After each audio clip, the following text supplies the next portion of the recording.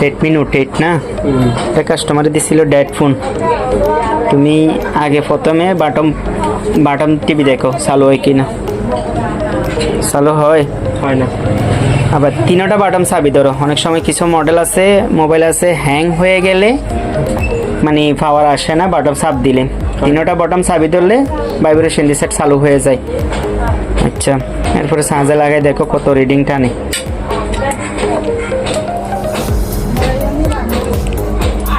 কোনো রিডিং টানে দুটো আনতেছে না দুটো আনের না ঠিক আছে দুটো আনতেছে আচ্ছা এগুলো সারি দাও তাইলে সিঁড়িতে পারবা 4 নাম্বার ঠিক আছে এবার দেখো কোনো কিছু আসতেছে না না ঠিক আছে ব্যাকপার্টটা করলো আগে একটু করে টেনার দাও ফাঁস করে ফাটে যাবে যদি একটু করে টেনার দাও এবার আস্তে আস্তে একদম রিল্যাক্সে কোনো তাড়াহুড়া করা যাবে না আস্তে আস্তে আস্তে আস্তে একদম আস্তে সাথে সাথে টান দিবা না একটু একটু একটু হ্যাঁ এবার আবার একটু টিনার দাও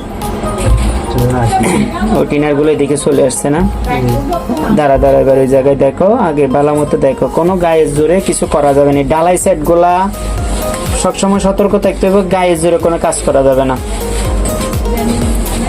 আস্তে ফিঙ্গারের লাইনগুলা যেন ইয়ে না হয় ফিঙ্গার তো অলরেডি দেখছো ওই যে কোন দোকানে বলছিল না কোথাও দেখাইছি কিনা এক দোকানে দেখাইছিল উনি বলছে এটা আর হবে না বলছে মাদারবোর্ডটা কাজ করছে হবে না এই যে ওই লোকটার ফিঙ্গারটা ছিঁড়ে ফেলছে এই জন্য ফিঙ্গারটা ছিঁড়া ফিঙ্গারের সকেট পর্যন্ত নাই এই জন্য কিছু মোবাইল আছে খোলা বাঁধা করতে সাবধান অনেক টেকনিশিয়ান ভাই তো দেখা গেল হয়তো দোকানের কোনো লোক দিয়ে যখন কাজগুলা করায় তখন এই ফিঙ্গারগুলা টানার সময় ছিঁড়ে গেলেও বুঝতে পারে না ভুলবশত হয়তো কাজের দিক দিয়ে যদি সেফটি না থাকে অনেক সময় এগুলো ছিঁড়ে যায় যে র্যাবনটা ছিঁড়া তারপর এদিকে কোনো র্যাবনের ইয়া নাই সকেট টকেট নাই তো আজকে ভিডিওটা যদি না করতাম তাহলে কাস্টমার তো মনে করতো যে আমরাই ছিঁড়ে ফেলাইছি এরকম মনে করতো এই যে ভিডিওতে আমার একটা প্রমাণ আছে এটা হচ্ছে মোটরটা দিয়ে গাম পরিষ্কার করো যে ধরো এগুলা গামটা সাইডের গামটা পরিষ্কার করো নাহলে এটা ধরে রাখবে মানে আটকে রাখবে তো তুমি করতে পারবে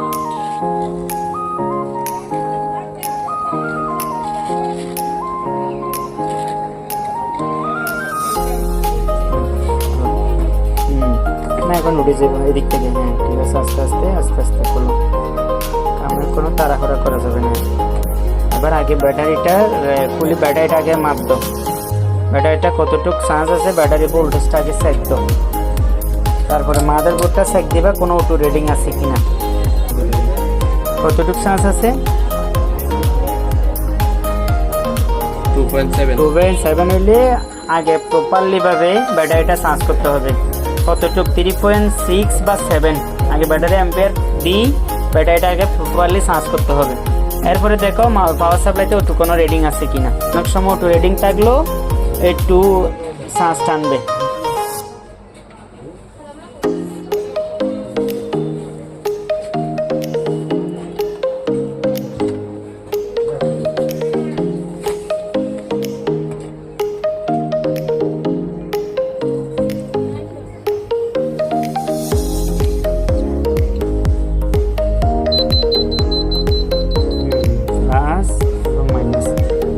অটো রিডিং নাই ঠিক আছে কোনো রিডিং নাই আচ্ছা তাহলে আমরা ব্যাটারিটা কি করবো আগে ব্যাটারিটা চার্জ করবো সার্কিট থেকে ব্যাটারিটা নাও নিয়ে দেখো ঠিক আছে আর পারলে যে ফিউজটা ব্যাটারি একটা ফিউজ আছে না আমরা রেজিস্টারে একটা ইয়ে আছে তো এটা একটু ডাইরেক্ট করবো ডাইরেক্ট করে দাও কারণ ব্যাটারিটার এবার দেখো কতটুকু চার্জ হচ্ছে দেখো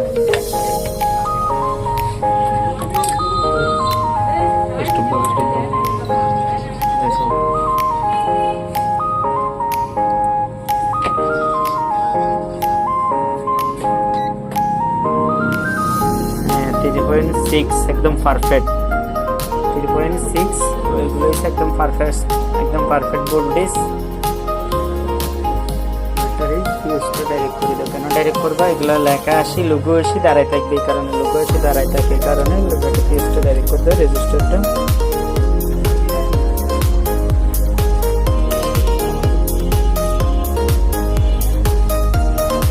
সকেটটা বসো ভালো মতো একুরেট ভাবে সকেটটা বসো ব্যাটারি ডিসপ্লে সকেটটা সুন্দর মতো বসো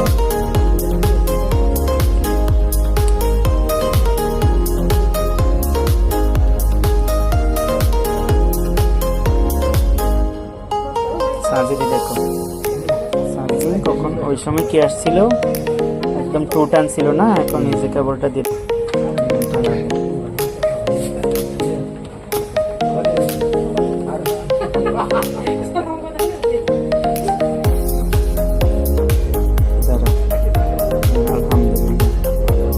কত টানতেছে, একদম পারফেক্ট ভোল্টেজ টানতেছে। এই যে 19, হ্যাঁ এই যে, হ্যাঁ 5 নাম্বার, এই যে নতুন, ঠিক আছে। দেখো আবার চালু করো। দেখো একটা জিনিস, একটা কথা বলি, কাজ করা আসলে বড় বিষয় না, কাজ বুঝাটা হচ্ছে বড় বিষয়। আমরা যারা কাজ বুঝেন ওরা কি করে, মাদারবোর্ড খুলি, গাড়ি গুড়ি আইসি মাইসি কাজ করি, হয়তো হইছে নাইলে ভাই হবে না এরকম বলে দিয়ে দেয়। ওই ক্ষেত্রে সমস্যা হয় কি, সব টেকনিশিয়ান না, আসলে সব মেকানিক না, কিছু কিছু টেকনিশিয়ান যার ভালো অভিজ্ঞতা নাই, কোনো আইডিয়া নাই, তার কথাই বলতেছি। সব মেকানিক কারা বলে তার কথাই আসছিল না। হ্যাঁ, এইভাবে আন্তাজি কোনো কাজ করা যাবে না, আইডিয়া ওদিন কোনো কাজ করা যাবে না। আইডিয়া তো বুঝো, অনেক আছে না সন্দেহজনক, আরে মনে হয় পাওয়ার এসে গেছে গা, বা চার্জিং এসি নষ্ট হয়ে গেছে, এরকম একটা সন্দেহজনক কাজ করে, এরকম কোনো কাজ করা যাবে না। তোমরা যে কাজগুলো শিখতেছো, কেন শিখতেছো? ভবিষ্যতের জন্য, ভবিষ্যতে ভালো কিছু করবা, কাজ করবা, এবং কাজ করে কিছু ইনকাম করবা, ভালো মতো কাস্টমারের সেবা দিবে, এই জন্য কাজগুলো শিখতেছো, এই জন্য কাজগুলো করার জন্য। কাজ এমনভাবে কাজ করবা যেন কাজে কোনো কি না হয়, কোনো ঘাটতি না হয়, কাজে কোনো গাফিলাতি না হয়, কাজে যেন সমস্যা না হয়, এইভাবে কাজগুলো করবা।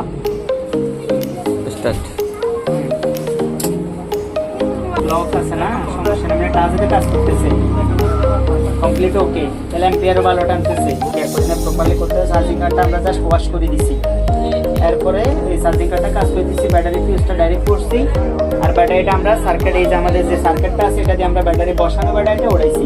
কিন্তু দেখো একটা মেকানিকের দোকান এটা নিয়েছিল যে অনেক খুলিয়ে কাজ করি, ফিঙ্গার তো চিনি ফেলছে, কাজ করি দেখতেছে, কাজ করে বলতেছি কি এটা হবে না, মাদারবোর্ডের সমস্যা দিয়ে দিছে। আমরা বেশি কিছু করি না, দেখছো তো, সুন্দর মতো একদম নিরিবিলি ভাবে, এই যে সবসময় সেফটি দিয়ে কাজ করবো, এটার উপর রাখো মোবাইলটা খোলো, সবসময় সেফটি ভাবে কাজ করবা, যেন ডিসপ্লেটা আঘাত না হয়, কোনো আইসিটা আঘাত না হয়, কোনো সমস্যা না হয়, এইভাবে সেফটি ভাবে কাজ করবা। কাজ একদম সেকেন্ড ছিল সেই একটা মেকানিকের দোকানে দেখাইছিল, উনি অলরেডি ফিঙ্গার সিরি ফেলছে, কিন্তু কাজে হয় না, বলতে সেটা হবে না, দিয়ে দিছে। আমরা যে যার কাজের অভিজ্ঞতা আছে তার এত টেনশন করা লাগে না, উনি প্রপারলি জানে কোন থেকে সমস্যা, কোথা থেকে কাজ শুরু করতে হবে, কি করলে কাজটা হবে, কি করলে মোবাইলটা কোন চালু হবে, এটা জানে। আমাদের আল্লাহর মধ্যে যতটুকু নলেজ ক্লিয়ার আছে, যতটুকু অভিজ্ঞতা আছে, ততটুকুই মনে করো, ততটুকু যদি সেভ করতে পারো, শিখতে পারো, আর বাকি ভবিষ্যতে কোনো টেনশন করা লাগবে না, কোনো ট্রেনিং সেন্টারে ট্রেনিং করা লাগবে না।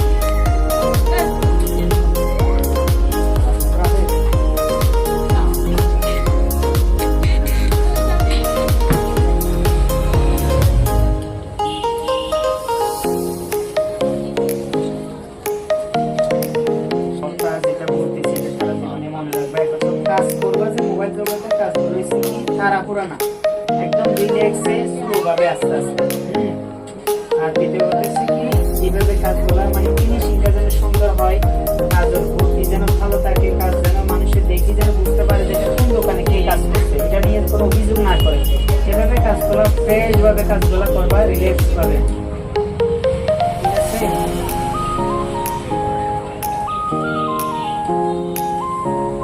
শিখতেছে এগুলো এমন না আজকে শিখলাম কালকে শিখলাম পরশুদিন বাদ হয়ে গেল, তা না। শিখবা যে একটা শিখো, যতটুকু শিখো প্রপারলি শিখবা, এগুলো সেভে রাখবা। কেন রাখবা? যেন ভবিষ্যতে দোকান করো, আর কারো মোবাইল সার্ভিসিং দোকানে জব করো, যাই করো, যেন কাজ করতে যেন বাজি না যায়, কাজ করতে যেন আটকি না হতো, এই জন্য এগুলা প্রয়োজন। পরিষ্কার করে সুন্দর মতো গান দিয়ে একেবারে একুরেট বা ফিনিশিং ফিটিং করো।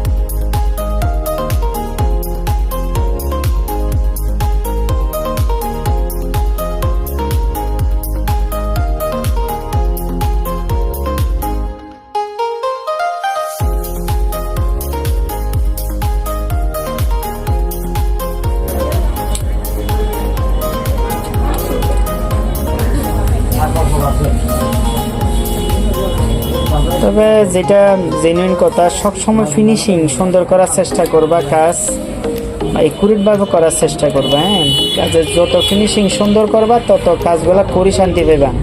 কাজের কোনো অভিযোগ আসবে না যে এদিকে এরকম হয়েছে ওদিকে এরকম হয়েছে, এরকম কোনো অভিযোগ আসবে না। এই সবসময় এটা কেয়ার রাখবা, কাজের সবসময় কাজ একুরেট ভাবে সুন্দর করে কাজ করার চেষ্টা করবা। যেমন আমরা জ্বালাই করি, জ্বালাইটা প্রপারলি হইতে হইব, সুন্দর মতো একুরেট জ্বালাই হইতে হইব। বা আমরা কোনো কিছু লাগানোর সময় যেরকম লাগাই তোমরা ভালো মতো দেখো, খেয়াল করো। তো ওইভাবেই যেভাবে আমরা করি, আমরা যেহেতু আল্লাহ রহমতে দীর্ঘ 17-18 বছর ধরে কাজ করতেছি, আমাদের প্রপারলি অভিজ্ঞতা আছে কোন কাজ কীভাবে করতে হবে। যে আমরা যে কাজগুলো করি তোমাদেরকে পাঠাইছি শুধু শেখানোর জন্য। তো শিখবা ভালো মতো, এমনভাবে শিখবা আমাদের মতো যেন ভবিষ্যতে হইতে পারো। এখন না হইলে সমস্যা নাই, 6 মাস 1 বছর কাজ করতে করতে যেন হইতে পারে, এইভাবে রেডি হইবা প্রপারলি ভাবে।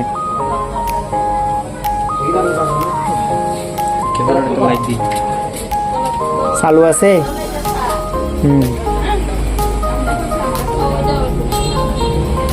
ঠিক আছে। মডেল কত? নোট 8, যেটা কুল ছিল এটাই। হ্যাঁ, কতটুকু অভিজ্ঞতা হয়েছে এই কাজটা করার পর থেকে? আলহামদুলিল্লাহ অনেক ভালো। কারণ আমি তো কাজ দিতাম, মানে কাজ পুরো ওইভাবে কাজ দিই না, কিনলে কোনো কাস্টমারের যেন ক্ষতি না হয়। আসলে তোমাদেরকে কাজ না শিখাবো দিব না এরকম না, মূলত আমরা কাজগুলো কম দিই। দেখো আগে দেখি কাজগুলো অভিজ্ঞতা করো, তারপর আমরা কাজ দিব। এই যে তুমি অন্যভাবে রেডি হয়েছে, আসলে এটা ইজি কোনো কাজ না, একদম এরকম ইজিভাবে সমস্যা সমাধান করা যায় না। যখন বুঝবা, কাজ জানবা, অভিজ্ঞতা থাকবে, তখন ইজি কাজ। আসলে যত কঠিন তত সহজ। কখন সহজ হয়? যখন কাজ তুমি প্রপারলি জানবা তখন সহজ হয়। যখন জানবা না, শিখবা না, বুঝতে পারবে না, তখন এটা অনেক কঠিন। ঠিক আছে, এই টেকনিক কাজগুলো হচ্ছে এত সহজ, যেমন কঠিন তেমন সহজ। এই জন্য প্রপারলি রেডি হও।